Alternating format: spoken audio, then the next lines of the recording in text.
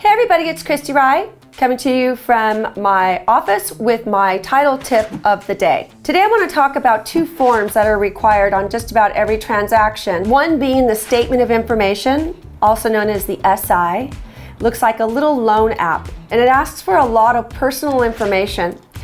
The other is the Affidavit of Uninsured Deed, also known as Confirmation of Conveyance. So let me start with the Statement of Information. It asks for your social, driver's license number, date of birth, where you were born, where you've lived, how many times you've been married, who you've been married to, where you worked, and that's going back 10 years, occupation, and where you've lived going back 10 years. And the reason being is we use this form to find judgments and liens that may affect parties of the same name.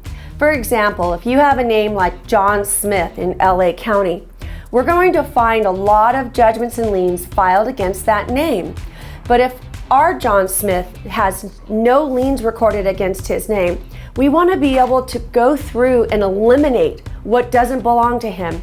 The Statement of Information is so important because it's what helps us complete the title search.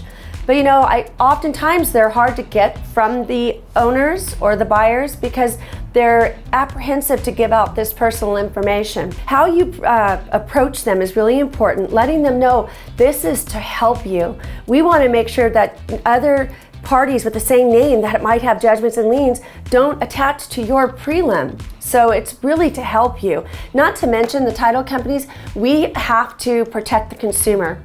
So we adhere to the consumer protection regulations. We do not share their information with anybody. It's just for our file. Also, what's really important for you to know is we need one from all parties that have been on title going back 10 years. Why? The lien period runs for 10 years. So if a judgment gets filed against somebody January 1st, 2010, it stays in effect until January 2nd, 2020. It has a 10-year shelf life.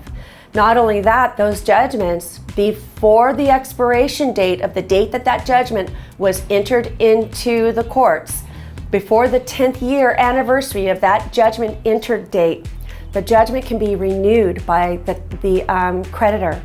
So you want to be sure that you're getting Statement of Information for people who have been on the title for the last 10 years.